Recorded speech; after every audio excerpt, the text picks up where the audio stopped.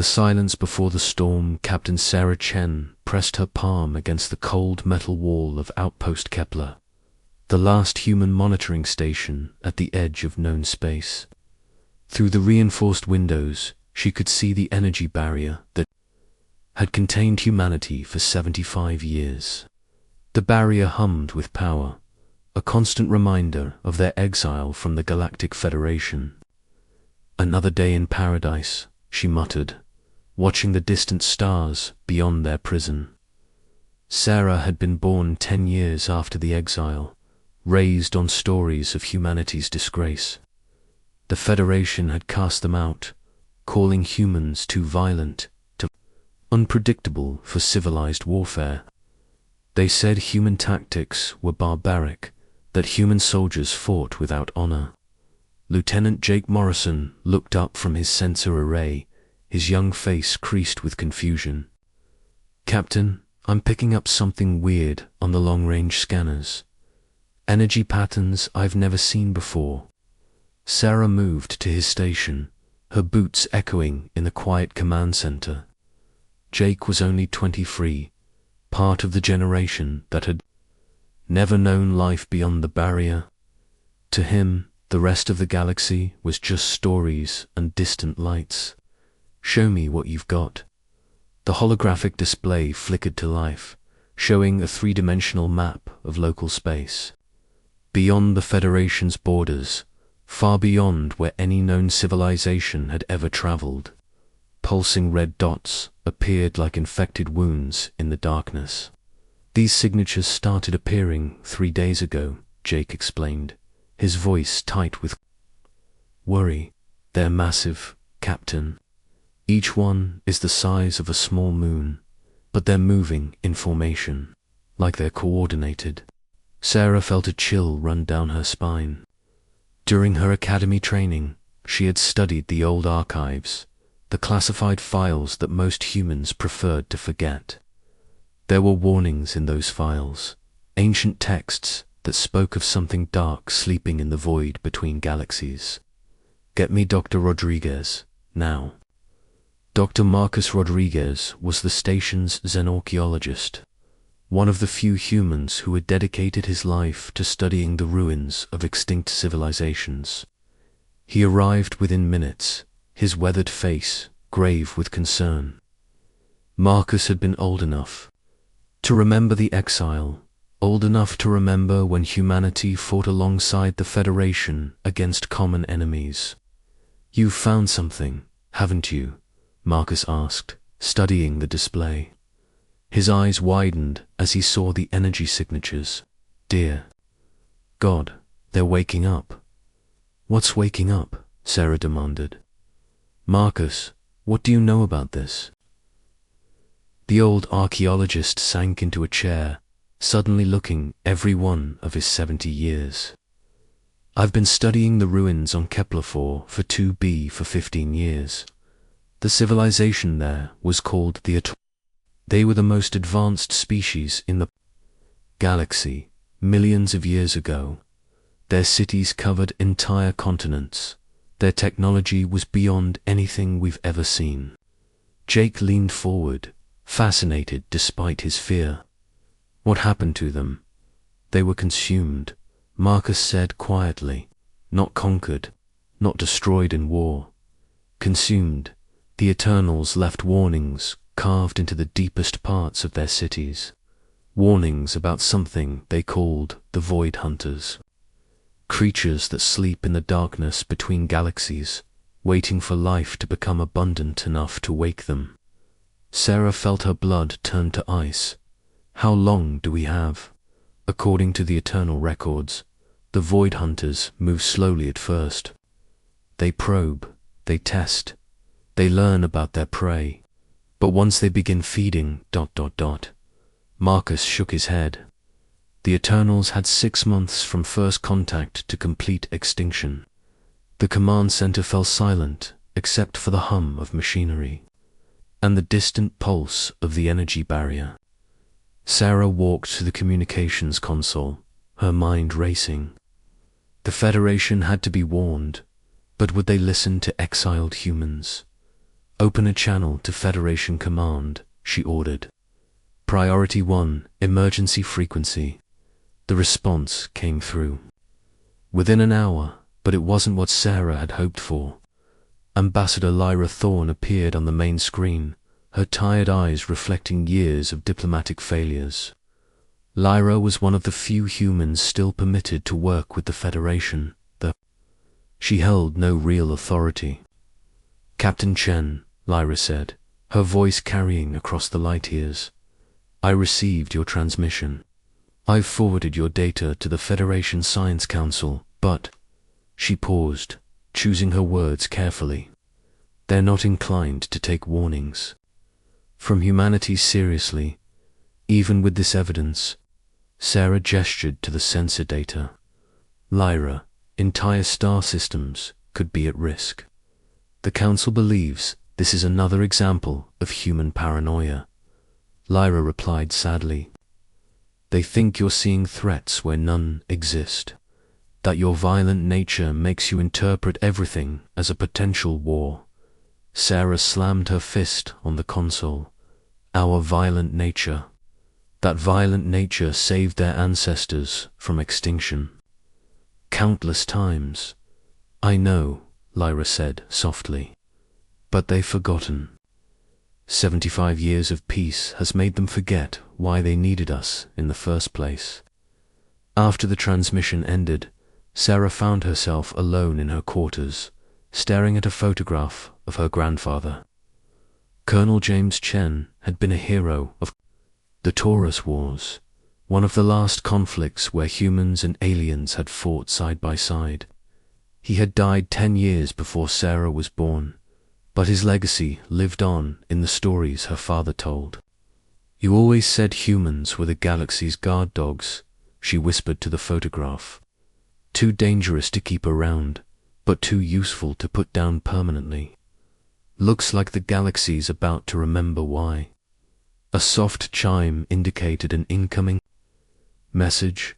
Sarah opened it to find orders from Earth Defense Command, signed by General Alina Vasquez herself.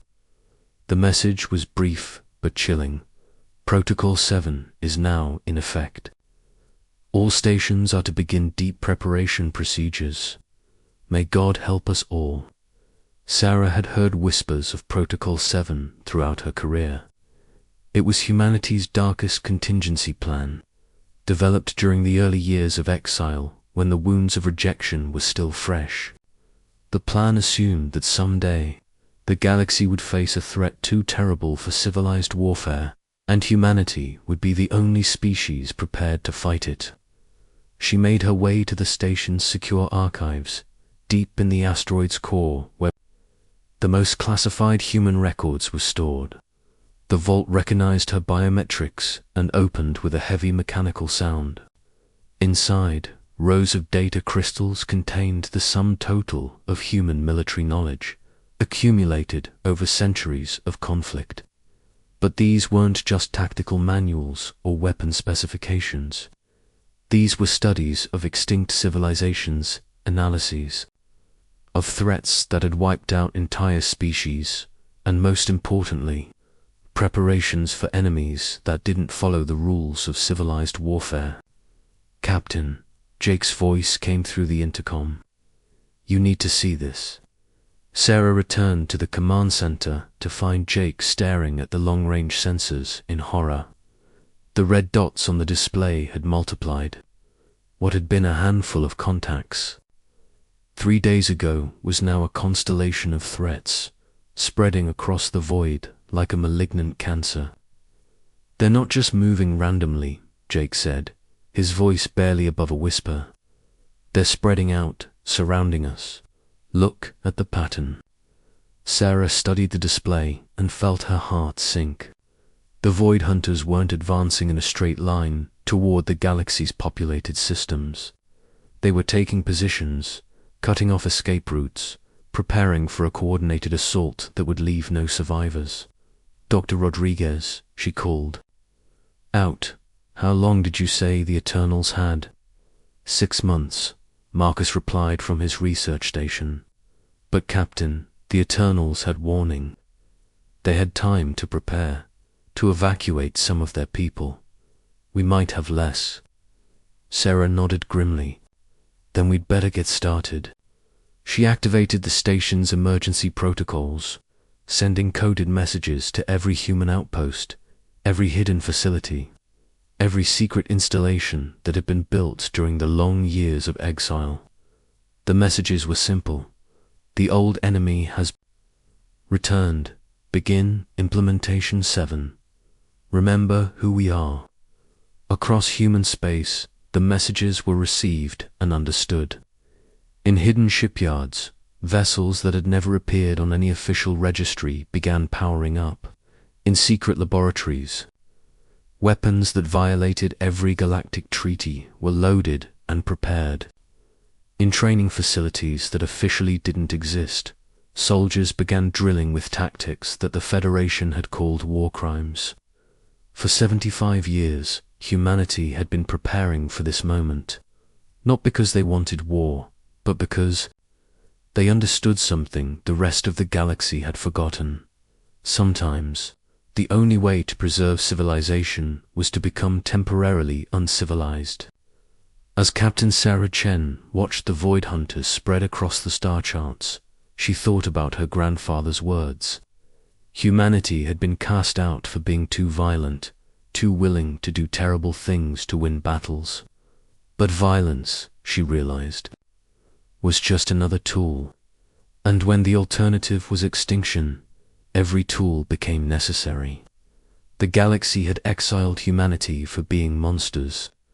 Soon, they would discover that sometimes you needed monsters to fight monsters. In the depths of space, the Void Hunters continued their slow advance, unaware that their prey was already preparing to bare its teeth. Asterisk. When darkness awakens, the Federation Council chambers had never seen such chaos. Representatives from 12 different species filled the air with panicked sounds as holographic displays showed the devastating reality. In just 2 weeks, 17 Outer Rim colonies had simply vanished. No distress signals, no battle debris, no survivors. They were just gone. Ambassador Lyra Thorne stood in the human observation section, watching the alien representatives argue amongst themselves. She had been humanity's voice in the Federation for 20 years, mostly ignored and frequently dismissed. Today, for the first time in decades, every eye in the chamber was on her. The mathematical probability of simultaneous system failures is impossible, declared the Zephyrian science minister, his crystalline body pulsing with agitated blue light. These disappearances follow a pattern. Someone or something is systematically destroying our colonies. The Krillian Defense Force has dispatched 3 battle fleets to investigate, announced General Thakma, his insectoid features clicking. With authority, our warriors will uncover the truth behind these attacks. Lyra stepped forward, her voice cutting through the alien chatter. Honored delegates, humanity has information relevant to these disappearances. We formally request permission to share our findings. The chamber fell silent. For a moment, the only sound was the hum of the translation systems. Then Chancellor Vexai, the Aquarian leader of the Federation, spoke with carefully controlled politeness. Ambassador Thorne, while we appreciate humanity us, the Federation has managed galactic security for 7 decades without human involvement. We see no reason to change that now, even if that involvement could save lives, Lyra pressed. Even if we have knowledge that could prevent more colonies from disappearing. The ethereal representative, a being of pure energy contained within. A crystal matrix, flickered with what might have been disdain. Human knowledge is tainted by your species' obsession with violence. Your perspective turns every problem into a potential war. We prefer diplomatic solutions. Lyra felt a familiar frustration building in her chest. Some problems can't be solved with diplomacy. Some enemies don't negotiate. All intelligent life can be reasoned with. Chancellor Vexhai replied firmly. This is the foundation of Federation philosophy. We will not abandon our principles out of fear. Meanwhile, light years away, Dr. Kevin Park was experiencing his own form of fear. The xenolinguist had spent 3 sleepless days analyzing the strange signals that human deep space monitors had been detecting. What he had discovered made his hand shake as he typed his report. Commander Al-Rashid, he called out to his superior. You need to see this immediately. Commander Zara Al-Rashid was the leader of humanity's hidden fleet, a collection of vessels that officially didn't exist. She had been handpicked by Admiral Rebecca Torres to command the ships that would be humanity's answer to Protocol 7. Zara was 45, a veteran of the last human military operation before the Exile. What is it, Doctor? Zara asked, studying the complex waveforms on Park's screen. The signals aren't random, Park explained, his voice tight with excitement and terror. They're communications. The Void Hunters are talking to each other. Zara leaned closer, her dark eyes reflecting the screen's glow. Can you understand what they're saying? Not the specifics, but the structure. It's tactical coordination. They're sharing information about target locations, defensive capabilities, optimal approach vectors. This isn't random destruction, Commander. This is a military operation. How long before they reach the core systems? Park ran the calculations one more time, hoping for a different answer. At their current rate of advancement, 2 months. Maybe less. Zara nodded grimly. Send this data to Admiral Torres immediately. And Kevin, tell her we need to accelerate the timeline. Admiral Rebecca Torres received the message at the hidden shipyard in the asteroid belt, where humanity's greatest secret was taking shape. For 75 years, while the galaxy believed humans were contained behind their energy barrier, they had been building not just ships, but an entire military infrastructure designed to fight enemies that didn't follow galactic warfare conventions.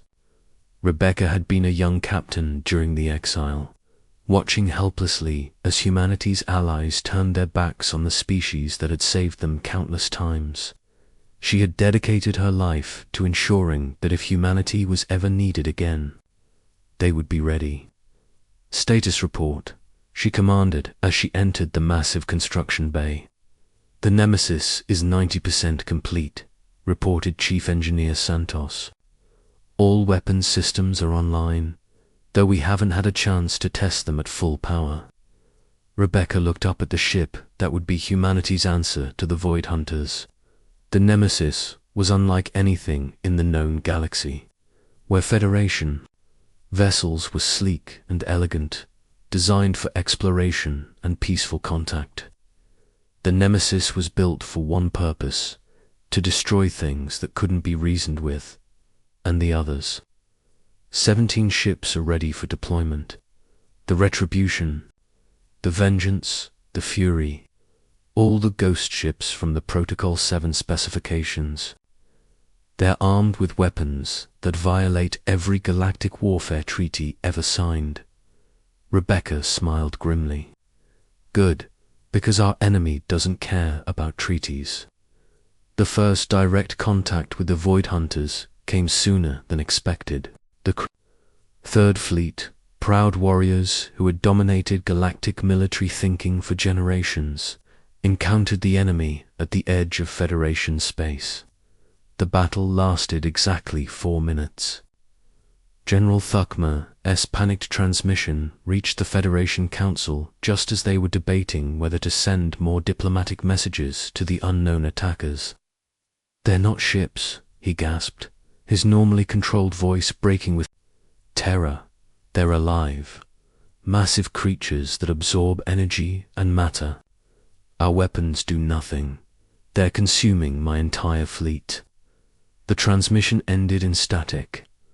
Ambassador Lyra Thorne stood up slowly, her voice carrying across the suddenly silent chamber. Now will you listen to us? But even facing extinction, the Federation Council struggled to abandon their principles.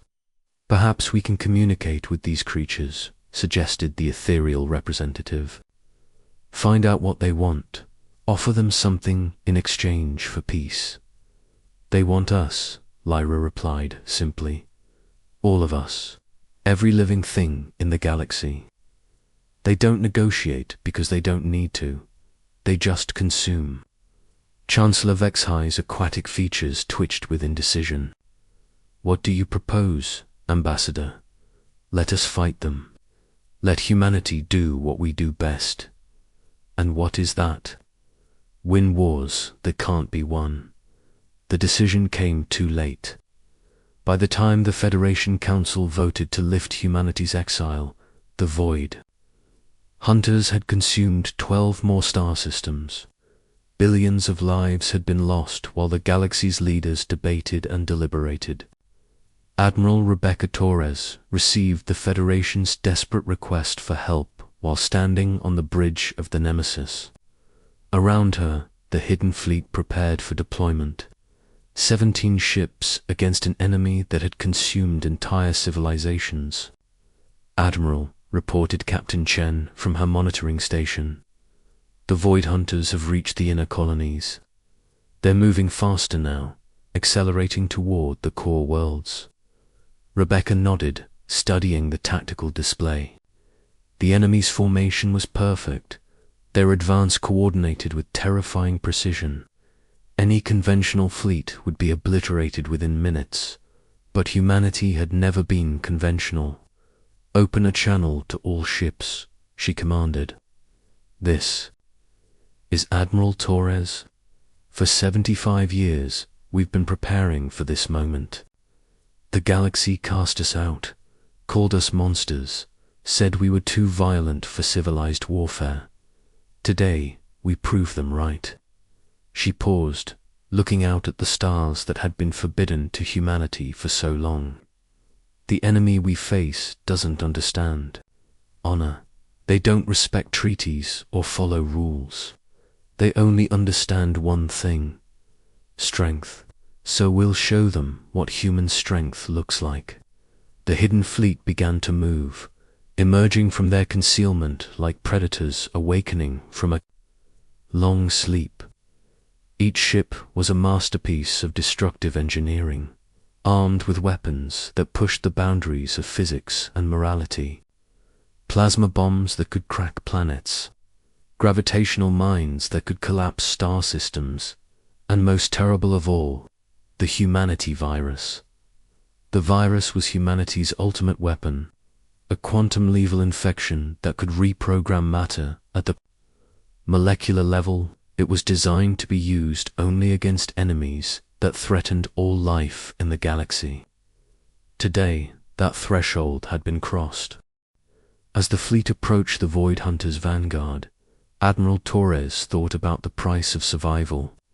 The galaxy had exiled humanity for being too willing to do terrible things to win battles.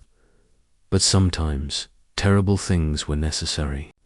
Sometimes, civilization's survival depended on temporarily abandoning civilization.